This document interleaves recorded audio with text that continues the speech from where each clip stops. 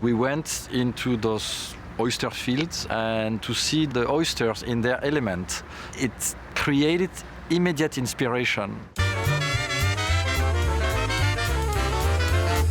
It's a storm coming and I think we're gonna have to go back and drink and eat. Beautiful. They are absolutely gorgeous. Eric! Good to see you. I brought the spinach. Oh, ravioli. Yes, let's do that. Okay. We're gonna release the dogs? Hunting wild boar is hardcore. It's extremely exciting to be in New York City and to run the restaurant, but you still need to come out and be inspired by nature. I'm a bit distracted by this chicken, but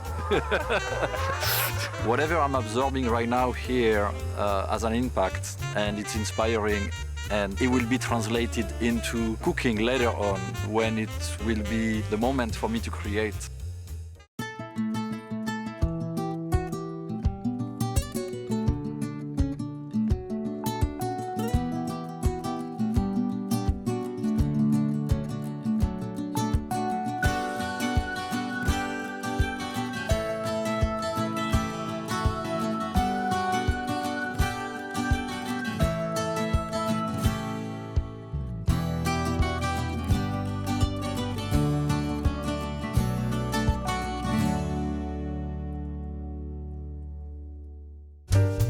On today's show, we are getting up early in the morning to experience farming on the sea.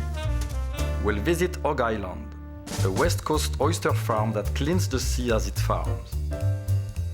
And then, we'll end up in my home kitchen to cook a delicious fresh, whole red snapper. We begin here at Le Bernardin with the fresh fish we get every morning. It's important that we take the bounty of the sea and that we are very delicate and careful with it. How are they, those snappers today? Looks beautiful. At the restaurant, we receive about a couple of thousand pounds of fish a day. We need to preserve its freshness and ensure that we bring the best out of the fish. So in this part of the kitchen, it's where we prepare all the shellfish. It's the oyster station. So we, of course, open oysters. We clean the lobsters. We clean the langoustines. All the shellfish come through here and is storage or processed in this little part of the kitchen. Fernando preps all the oysters for the day. It's good. I love oysters.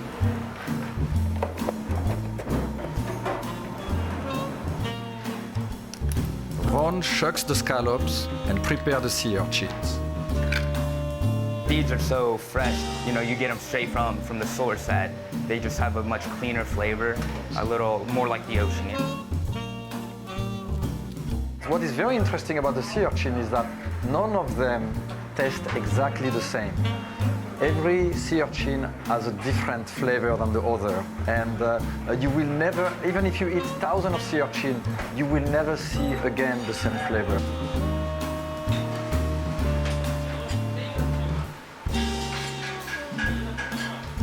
Every day we go through about 200, 250 oysters. And we receive them on the daily basis, of course. And again, the last minute it's opened, served on a bed of ice, and goes to the dining room. A few seconds later, it comes back. Thank you. What? Now you're missing one.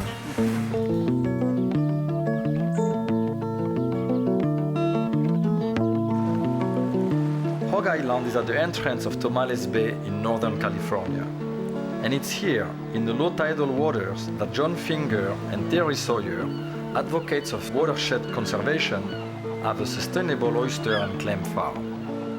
This is Hog Island right behind us here. That tiny island? That little island there. And you have your beds around this island? Well, our or beds not are just a necessarily? little bit north here where we're headed here. You can see them in the distance. Oh yeah, it's start to see them. Yeah, so we farm on about 160 acres, and most of it is intertidal, which is why we have to get up so early this morning, because that's when the good low tides are. And we're going to our 10 acres that we started with is right here, and that's where we're going right now. And we have 125 acres that's off in the distance against that bluff, and then another 25 acres that's towards the south end of the bay. And we do that because we grow 3 different species of oysters and we grow the clams, and they each like slightly different conditions. Yes. And so we use these different areas at different life stages or for different species.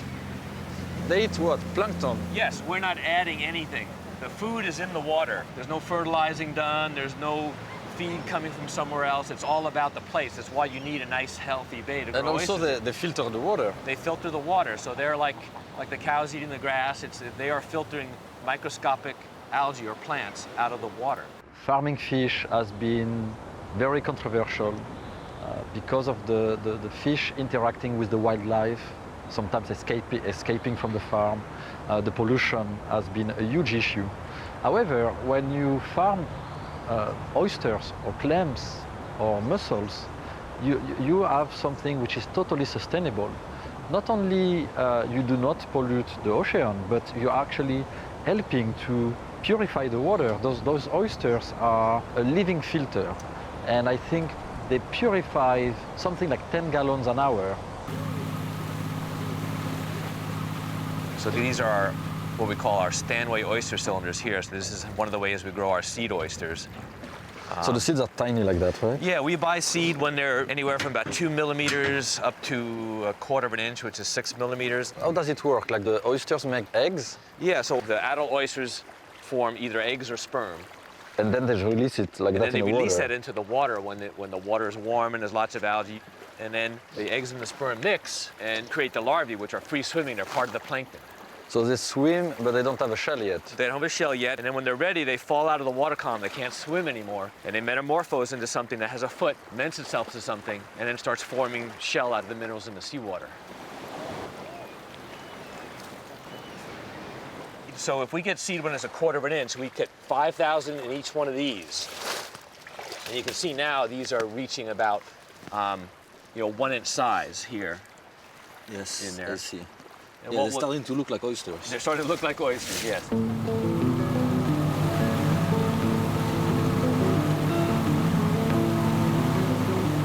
So now we're approaching one of our rack and bag areas, and this is how we grow the bulk of our Pacific oysters and even some of our Kumamotos. And the rack and bag system really was developed in France, and a lot of the farms in Arcachon and some of the areas in Brittany still use a version of this. And this is our version of the rack and bag system. We're probably one of the biggest rack and bag farms in the United States. And I think this is a great way to grow a great half-shell Pacific oyster. Good.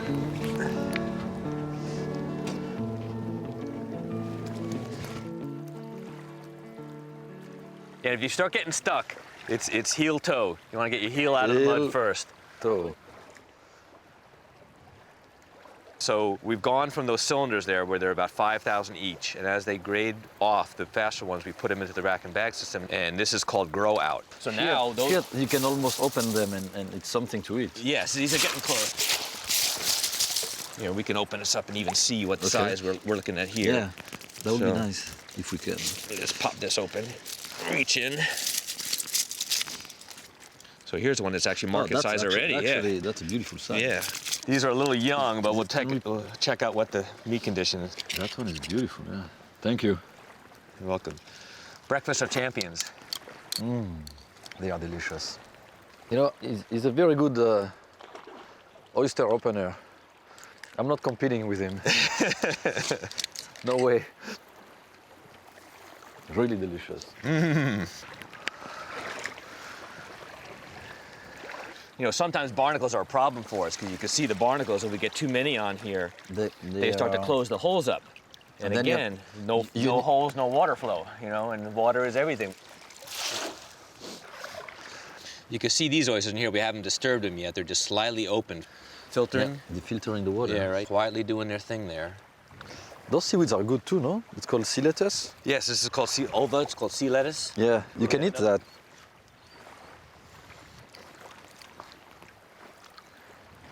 Actually, it's pretty good. Yeah. This one is beautiful. That one is a bit tougher than the other ones. Like when they get bigger. Yeah. What will be very interesting will be to make a very light Caesar dressing and try to make a salad with that sea lettuce. Maybe we'll try something later on. We'll bring some in. Yeah, but they're very good.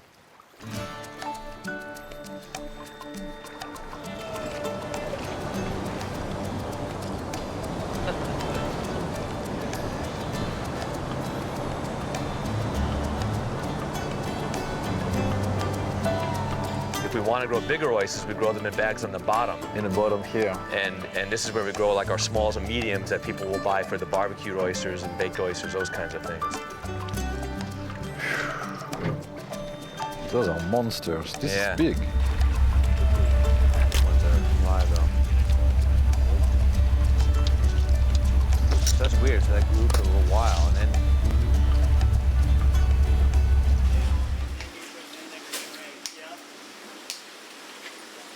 I can do it.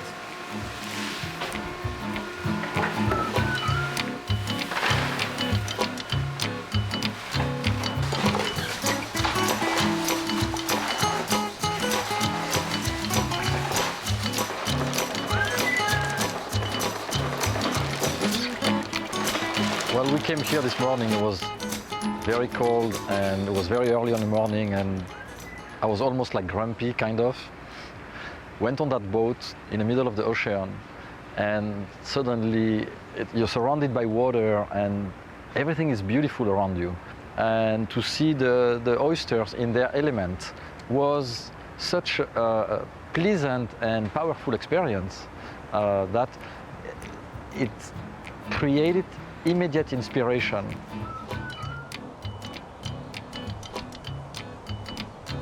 so we have a sauce that we use that we call hogwash.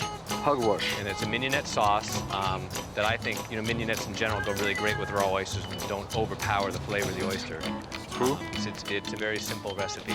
Well, cheers first. Okay, cheers. I think I should be your sous chef. You're gonna be my sous chef? I'll be your sous chef.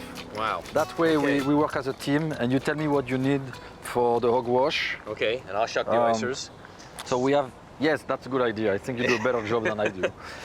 So first, the shallots, the just a fine dice on those. Fine dice, okay? Okay. I need to see how you do that. The way I do it is once you're into the hinge, Yes, pop sideways, and then I go to the left to the left. and then sweep across the oyster to get that muscle that's on the right-hand side. And what that does is make sure very that, clean cut. yes, that nothing remains on that top shell. I see a lot. I mean, a lot of us go the other way. We go on Sure. the right side, and most of the time it's not as. Such Yeah, so what you do, if you do clean that, cut. to me it doesn't seem as good because you pop the hinge and then you're going like this. Like that. And you're having to do this kind of motion. You're fighting, yes. The left is really a good idea to go left instead of right. I'm learning something. I taught Eric Ripert something. Absolutely. It's why I wanted to be the sous chef. Ah. And then the next thing we should do is chop up one of the bunches of cilantro there. Sure. Probably just half of one of the jalapenos, de-seeded. De-seed it and then chopped diced. fine. Juice of about a half a lime. Half a lime. So the last thing we're going to do is we have rice vinegar just to kind of float everything. That's probably good there. Okay. And I'll get the rest of this in there. And I think we're ready to eat a few oysters. This is really good. Yeah? Yeah. Okay, yeah. It's really popular. It's amazing. I love it because it's sweet and at the same time you have the acidity Yes, and you have yeah. the kick out of And that's the why we use the two vinegars. jalapeno and the herbs. Yeah. It's really nice. Yeah. I love that. You have to try at home, really.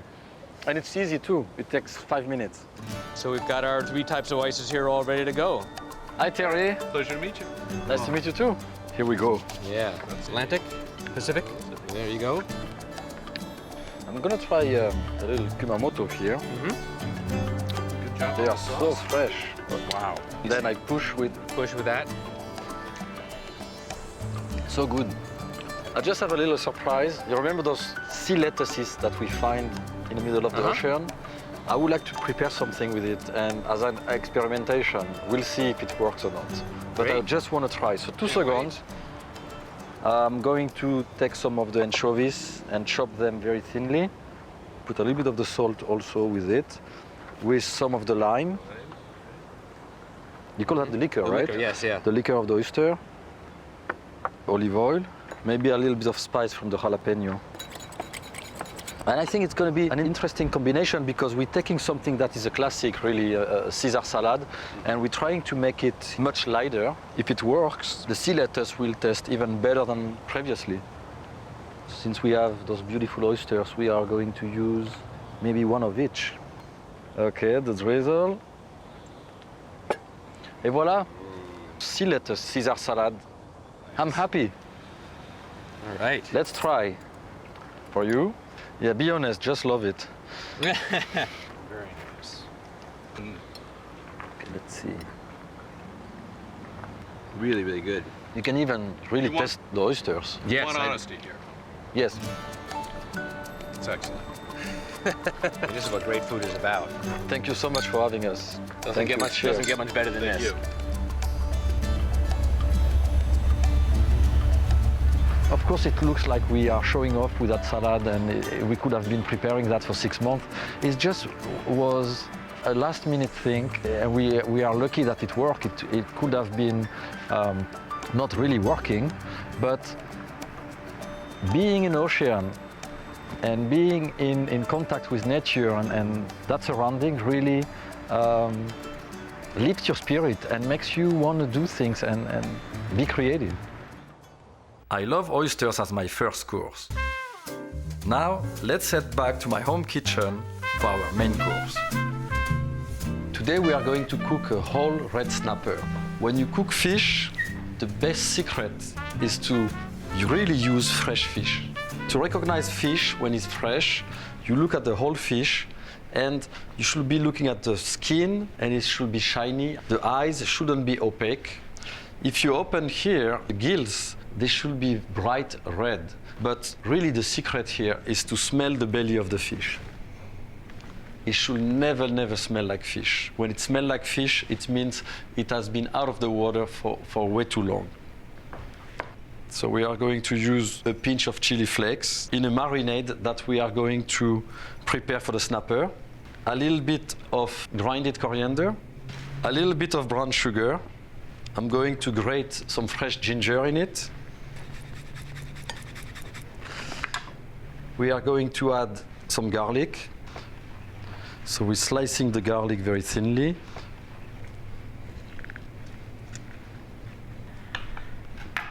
And I'm putting a lot of lime juice here. And that will bring acidity into the marinade. So we have a little bit of the sugar that brings sweetness and caramelization, the lime bringing some acidity, the ginger bringing really some punch, the chili flakes bringing spiciness, and the coriander that will really bring all the elements together. Some canola oil. I'm going to test a little bit of the marinade. It's a bit bland, so we are going to put some salt. And we're even going to bring a little bit of coconut milk here. A little bit of lime skin in it. Black pepper here this time. And I'm going to season the snapper now and cover it with the marinade. A generous amount of salt. Inside the belly as well. Some pepper. A little bit of oil on the tray so that will prevent the snapper from sticking. I'm going to use some of the squeezed lime and put it inside the belly of the snapper. That way it will bring some flavor inside, a little bit of acidity inside as well. And I'm going to reserve a little bit of the marinade just in case if I need to add a bit later. And we are going to bake the snapper in the oven for about 25 minutes at 400 degrees. While the snapper is baking, we are going to cook the rice. I'm going to cover it with some water, and we're going to bring it very quickly to boil. I have some lemongrass. I'm going to use a very big knife, cut it here, then split it, and break it like that. The flavors of the lemongrass are pretty subtle, and we are going to put a branch in the rice. It will be very soft flavors coming into it, but it will enhance the rice. Let's make sure the rice doesn't stick in the bottom of the pan. And the rice is going to cook for about 20 minutes.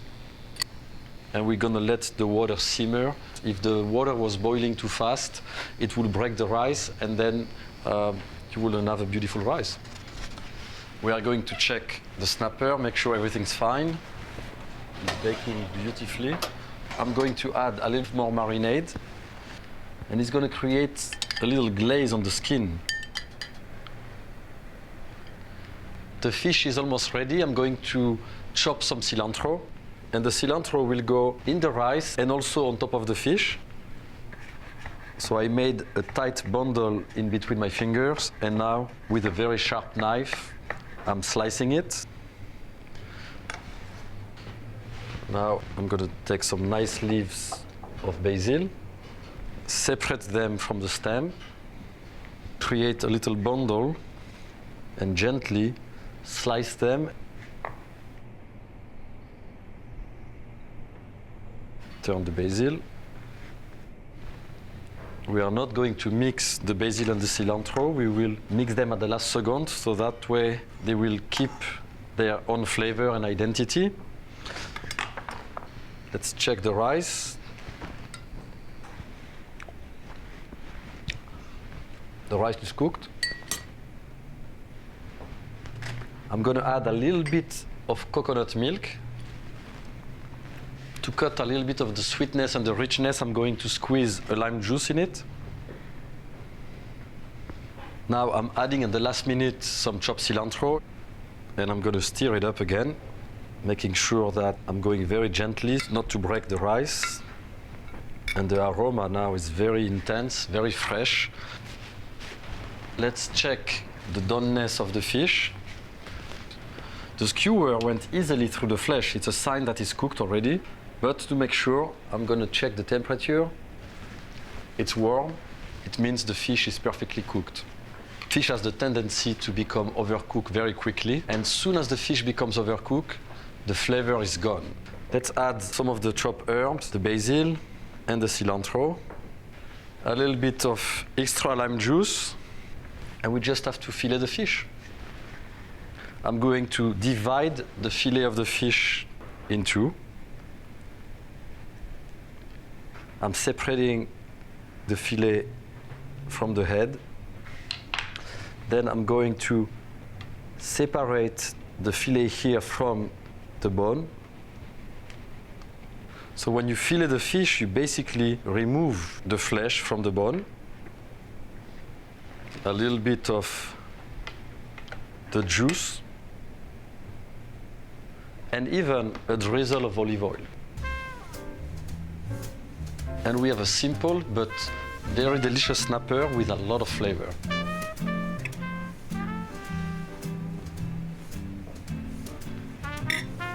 A little bit of the coconut rice. It's a nice contrast in between the richness of the rice and the sharpness of the marinade and the snapper. This recipe really enhances the qualities of the snapper. When you have a fresh product like that, it's just magnificent. Santé, cook from life. You know, Michael Corleone got it completely wrong. All business is personal. Eric calls up and says, let's play. I play. There's certain people in your life who call you up 4 o'clock in the morning and say, meet me on the corner of Avenue D and 4th Street and bring a handgun and a stolen car, a tarpaulin and some duct tape. You don't ask why, you just go. Sex, drugs, rock and roll and food. Today my guest, Anthony Bourdain. And everything is on the table. Yeah. When did you start to have problems with drugs? Any illusions I had about being the next Paul Bocuse, chances are there were chemicals involved in that. From age 13 or 14 on, me and my friends defined ourselves by not just what records we were listening to, but what drugs we were doing, okay? So I arrived in college at age 17, like, where's the coke and the acid and whatever else? And that was already fashionable? No, we were sort of ahead of the curve on the cocaine thing.